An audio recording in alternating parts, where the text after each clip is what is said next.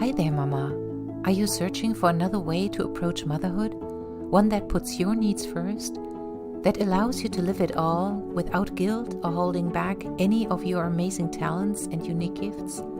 Then the Live It All Mommy podcast is made for you. Each month, we are taking you behind the scenes, looking into the real world of motherhood, giving you a roadmap to unleash your unique potential, your passion, self-trust, and purpose as an amazing mother, deep soul, and powerful working woman. It's time to live it all, Mommy.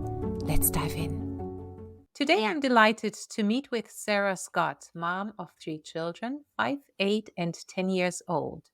Sarah is not only passionate about her family life, but also successfully runs her own business called Elite Media Strategies, where she helps entrepreneurs and parent coaches like me to manage their podcast and share their proven tools, approaches, and strategies with the world. Sarah has been my podcast manager from the very beginning. She is the magical hand behind the scenes. And today she's my guest. She's going to talk about her current struggles and challenges as a working mom. Sarah, thank you so much for having the courage to speak about what currently stresses you most at home, for sharing your most urgent parenting question that you feel overwhelmed and maybe helpless with. I'm happy to help. I love your advice. So you always have such wonderful insights anyway. So I'm happy to have other people hear what you would share with me anyway. So let's dive right into your mommy Mm. life. It would be amazing if you could just give us a short description of the challenges you are facing and what it is that you want to change. All right. So I at least have two. So as you said, I have 3 children. I have 2 girls and a boy. So my oldest is 10. My oldest daughter, I should say, is 10. My middle daughter is 8, and then my son is 5. I always feel like my son is okay.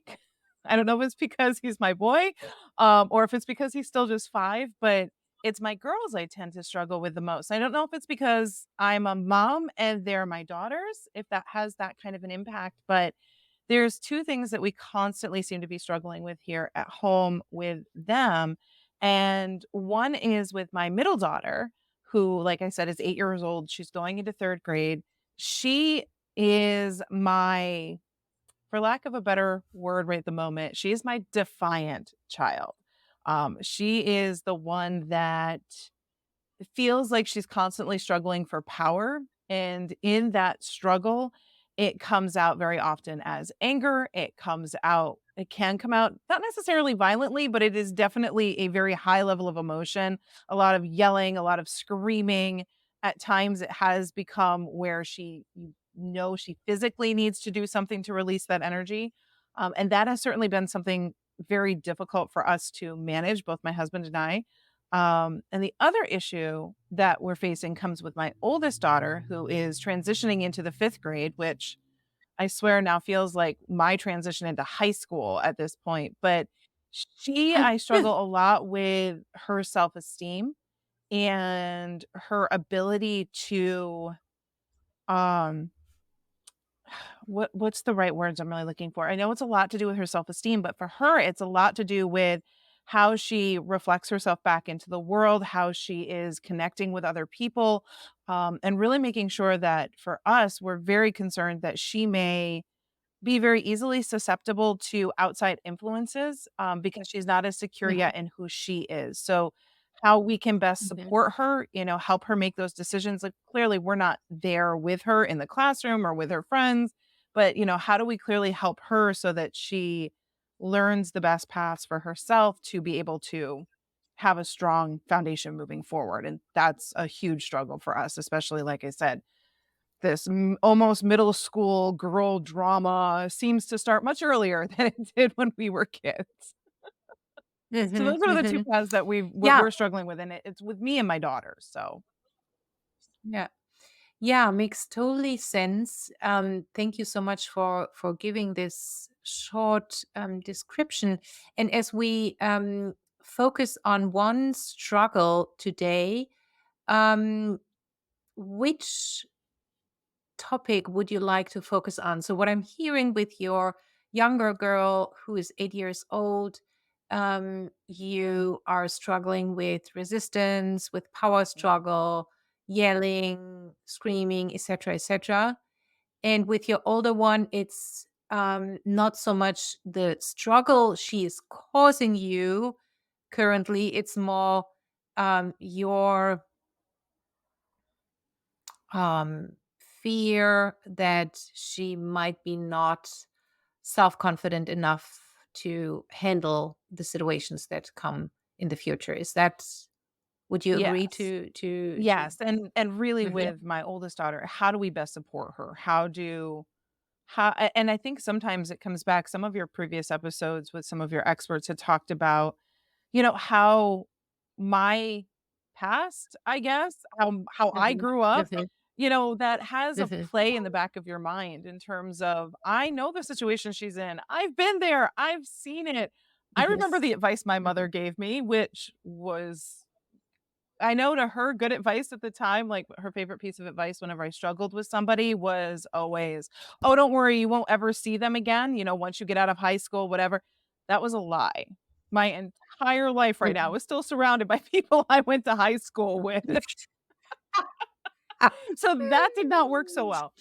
Plus the Yeah, advent of yeah, Facebook and everything else, they're all still there. So, yeah, yeah. for me, it really does though, how do I not necessarily let those things take the best out of what I know to share with her and Yeah. to really help her navigate those situations. And I think from a parenting perspective, I think that's probably the situation I'd like to talk about more than with my middle daughter. My We'll manage that somehow and she'll grow out of it, I think, at some point. But I think I know from a mothering and a parenting perspective of with friends that have daughters at the same age that are going through the same thing, that are hearing all of this stuff, how do we take who we are as parents, but yet still help support that development for these girls that are coming into this very crazy world a lot faster than we had to? Mhm, mhm, mhm.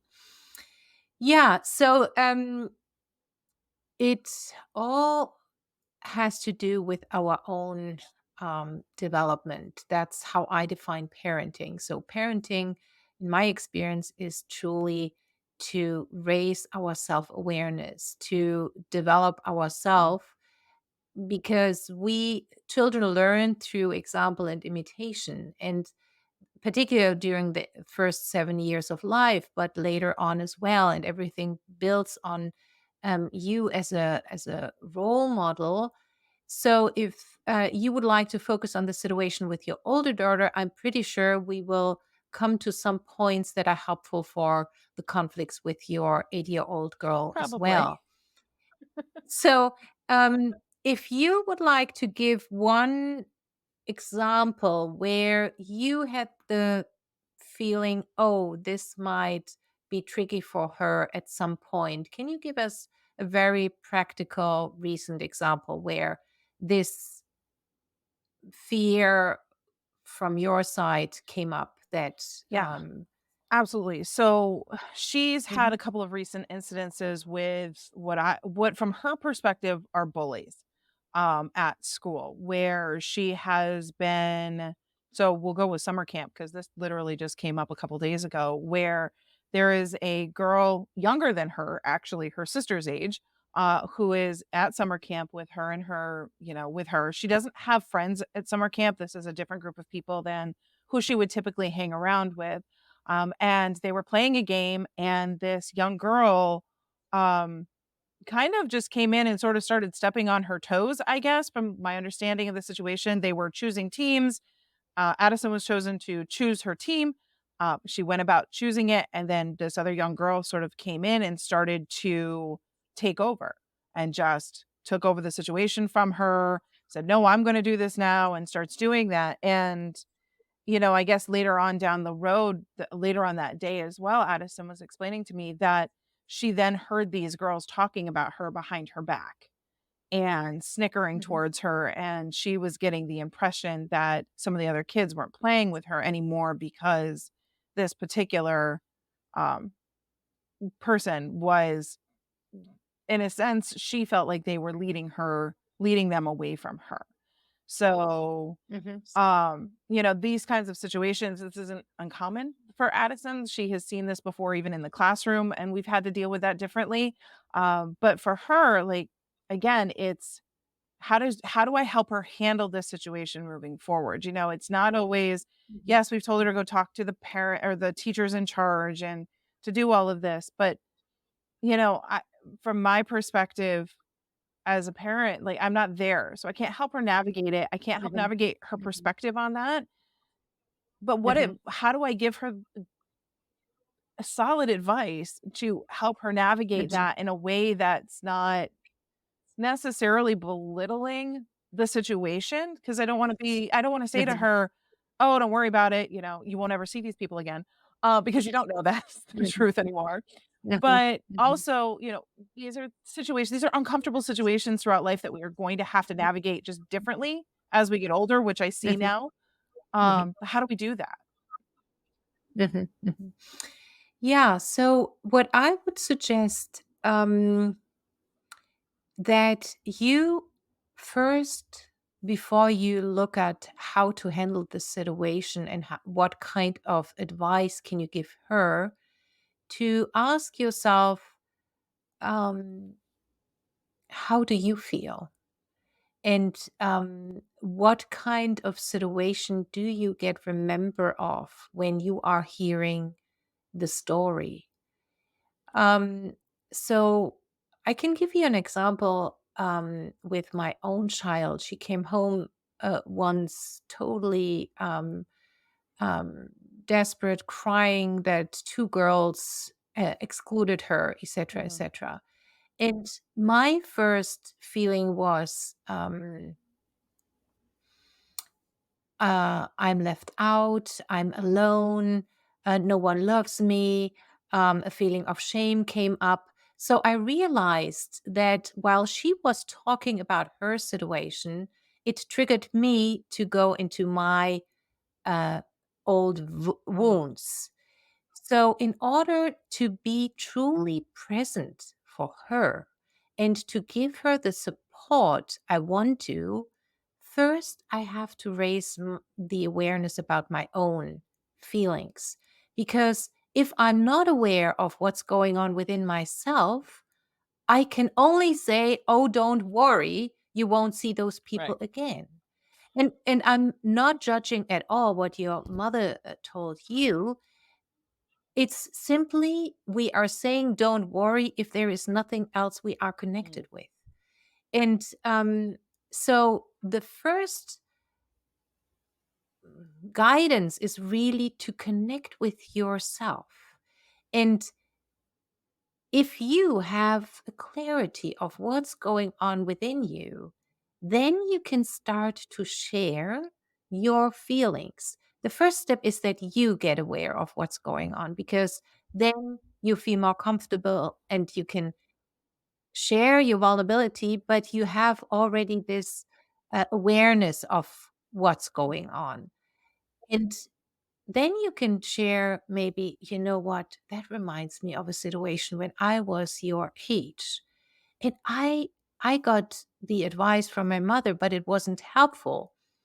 And if you don't know what might help mm, her, then you can invite her for an open-hearted conversation. mhm, It's not your job as a mom to always know the answer and to always give the best advice. This expectation puts a lot of pressure on your shoulders, and to ask your daughter or to invite her in an open hearted communication gives both of you the chance to develop a deep relationship for the mm, future, where, of course, there will be always questions. So, really, to use this as a way, and you know what? I am your friend at home. I'm always with you. So, let's discover how we can find solutions for situations that might be fearful outside there or that might um, cause particular emotions. but we can count on each other. And let's figure out what this could be. How could you feel? How can you get out of the situation and feel good? What would help you to feel Mm. good? And um,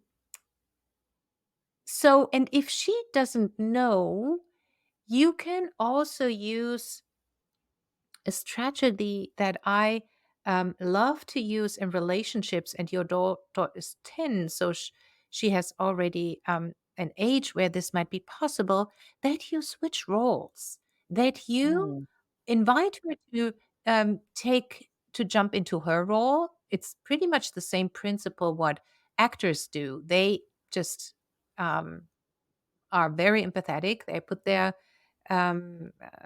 themselves into the shoes of someone else, and you could just take her role and feel what might help her. And we can play with that right now. So if you are open to it, simply close your eyes for a moment. Close your eyes and give yourself a moment to focus inwards, and maybe simply focus on your breathing, how you're inhaling and how you're exhaling. And now put yourself, imagine, sense, and feel that you are um, your daughter. Just bring yourself into her and into the situation, just a very practical situation in which she was struggling with, and ask yourself what would be helpful for you to handle the situation in a way that she feels confident and calm, and that she can be her authentic self without trying to be better, stronger, cooler, whatever. What would give her ground under her feet? What would help her to really, yeah, stay grounded, stay herself? Are there any ideas that come to mind? What would help her? Wow, this is a lot harder than I thought it would be. One of my first thoughts with that and her and understanding her in that situation, part of it is this idea that she loves rules. She's my rule follower and my rule creator. Mhm, So when mhm, she plays games, sometimes it can be difficult with her because if something breaks a rule or goes against, she's not always as mhm, flexible with that. And mhm, I think that may mhm, have been part of that situation to make it uncomfortable for mhm, her was mhm, that mhm, a rule had been set and this other child was mhm, quote unquote breaking the rules.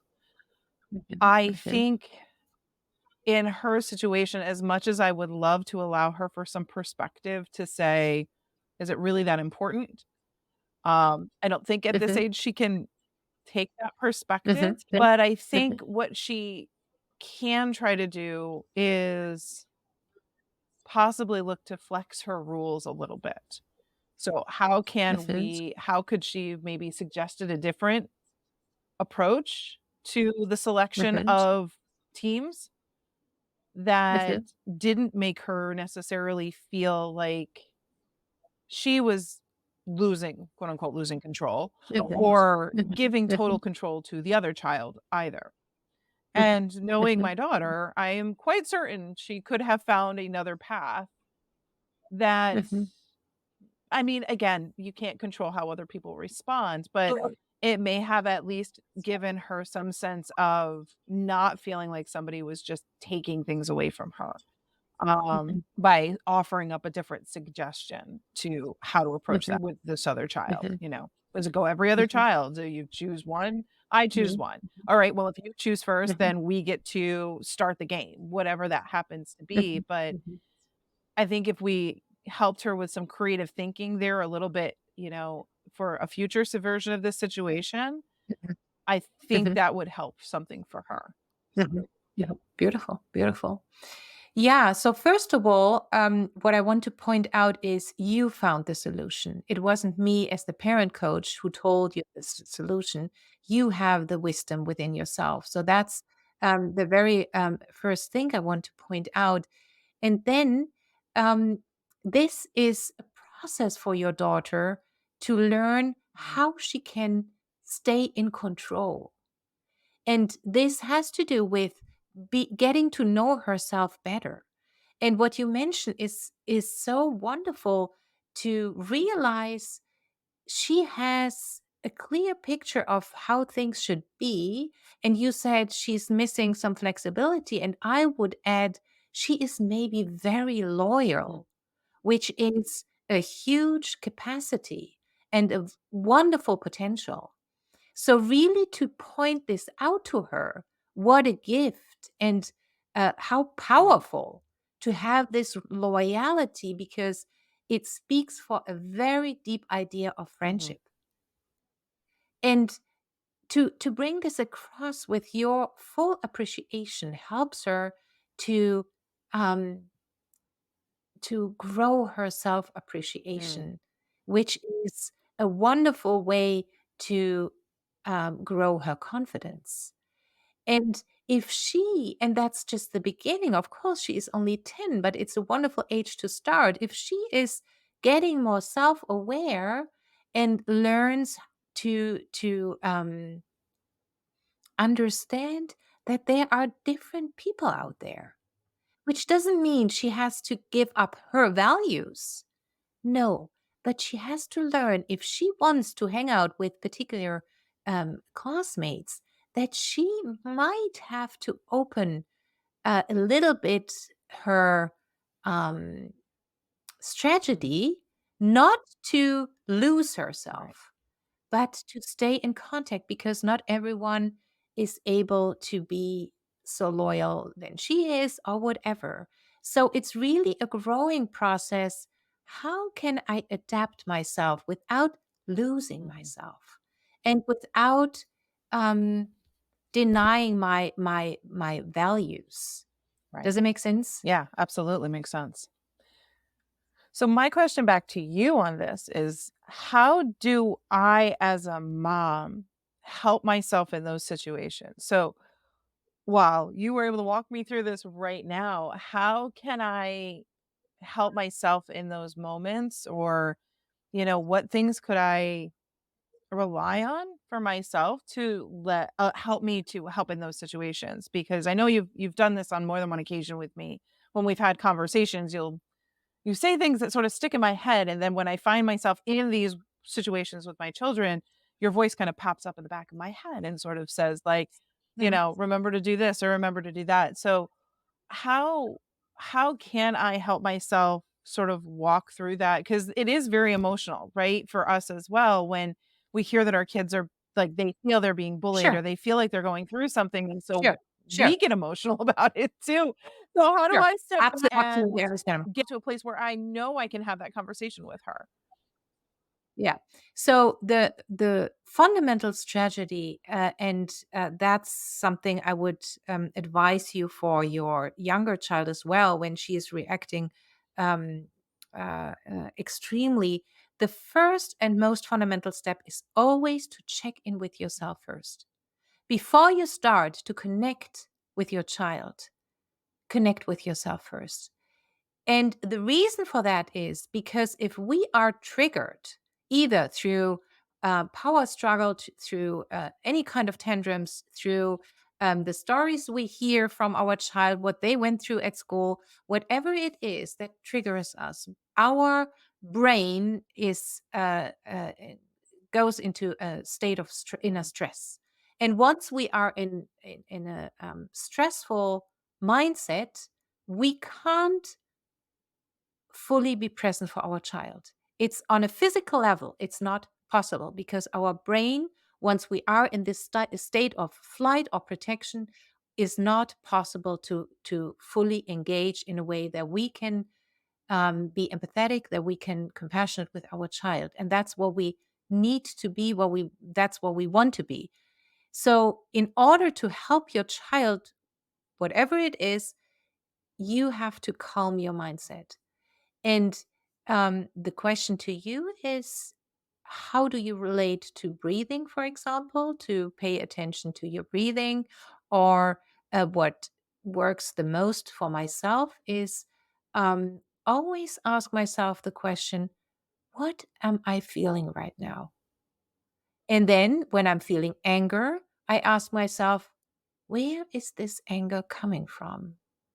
And then I'm automatically focused on my inner self. And then I realize, oh, hold on, this has nothing to do with my daughter. It has to do with my own whatever it is. So, for example, when we have power struggles at home, a lot of time I notice, oh, I am so angry because I fear to lose Mm. control. And when I'm when I'm sensing this fear, then I can calm myself down and tell myself, oh, this is my fear. It has nothing to do with her. She just Mm. triggers it. And to process on this feeling of control allows me to let go of the need to control everything as more as it's not the first moment I get aware of it. It's not possible to transform everything, but it's a process.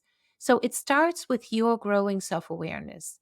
And once you are more aware of what's going on within you, and you can then give yourself the self compassion. For example, I see that you are frustrated now because you are losing, you fear to lose control.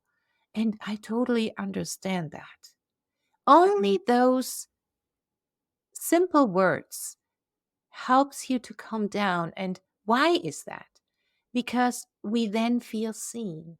And we don't need to wait till someone else sees us. We can give us this portion of self compassion in every moment. We can only change ourselves. We can't change others. We can only change ourselves. And through that, that's the biggest gift, because then you calm down. If you feel seen, and it might feel strange a little bit at the beginning to talk to yourself with that much self compassion. We are not used to that. But if you only tell yourself, I see what you are going through, you automatically calm Mm. down. And once you have calmed down, then you can look at your child, and whatever she is doing, it is her process. And depending on her age, it's totally natural what she is going through. But if you are calm, then you can help herself to calm down Mm. as well. And only by not overreacting or starting a conversation where you have this back and forth um, shouting contest, you help her to calm down Mhm. as well. Yeah. Does that It make does. sense? It absolutely does, because that's exactly what happened with my middle daughter. That is exactly what happens.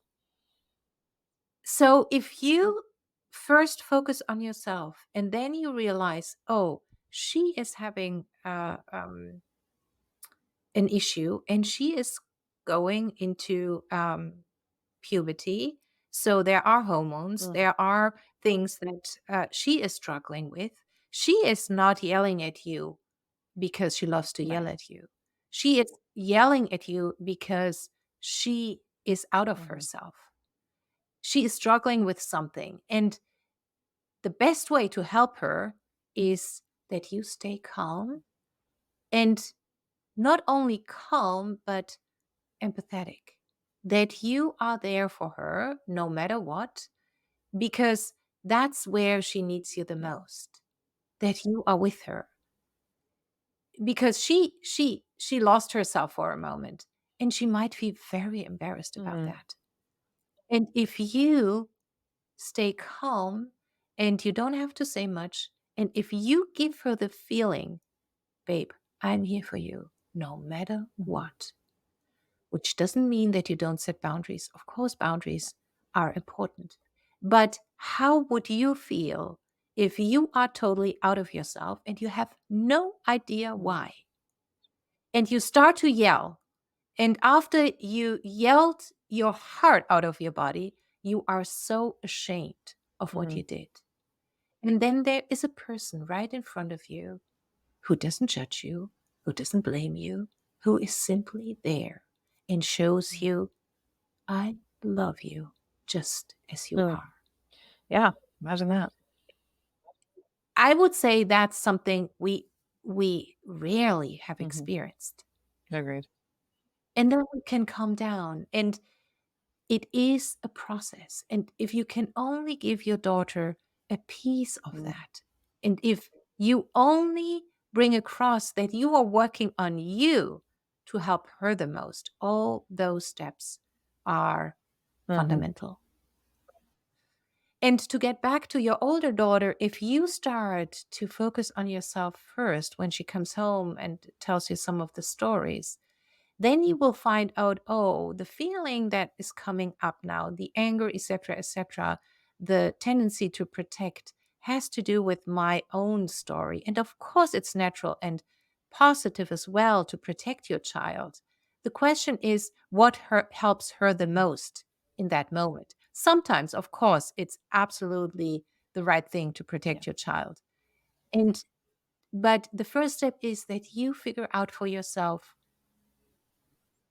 what are you feeling and what your daughter needs the Mm. most in this moment, and what you learn from putting yourself into her role, that she needs to work on her strategy, so to make her aware of that again and to talk about that with her, might be in this moment then the most helpful thing, rather than to protect her in a way and yeah, they are all stupid, etc., or Yeah.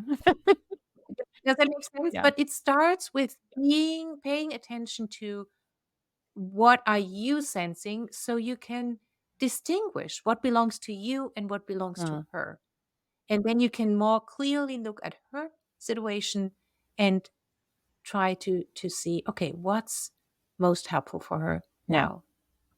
That makes a lot of sense. Mhm. Yeah. Yeah. Yeah. Any other thoughts that come up, or any other questions around that? No, although I will be putting it into practice very shortly. I'm very sure of that. So always remember, when there is coming up, always check in with yourself first. I love the quote, connect with you before you expect. But in your case, it has nothing to do with expectation. It's more how you should react. Connect with yourself so you can distinguish what belongs to you, what belongs to your Mm. child. And to calm your mindset is for every situation the most powerful advice, because then you are able to be compassionate. Then you are able to listen to your child in a way that they feel seen, and you are able to find a strategy that is most helpful for Mm. them and not triggered by your own whatever it is that you are going through, um, that doesn't might be helpful for them in this moment. That's wonderful. Thank you. I appreciate that. Sarah, thank you so much for being with us today and for opening your heart and showing your courage and your vulnerability. You are an amazing mom and best role model your child could have. And to open your heart and to be willing to grow is, I think, the most beautiful gift you can give to your children. So it's not that only they have to grow, you are growing together. And I know from my own experience how difficult it can be to speak honestly about my struggle as a mom, because I often fear being judged and care what other people are saying. And we also know how helpful it is if one person has the courage to speak first, to share what's going on behind the scenes. Then we can experience that we are not the only mom with challenges, and that we are not alone, and that we are all right, that we are women on a path of personal growth. So I invite you, dear listener, dear mommy, to reach out to me directly If you want to join my podcast as a welcome guest to talk about your struggles as a mom and get simple strategies to make you feel more confident, patient, and most importantly, more your authentic self. So if you have an issue as a parent, want, for example, find relief from self-limiting beliefs such as I'm not good enough, transform feelings of anxiety, guilt, or shame, want to learn simple and effective ways to remove daily power struggles with your child, I'm here for you. Just send me an email at info@beginningwell.com and share your issue, and we will do our best to invite you to one of our upcoming shows. Thank you.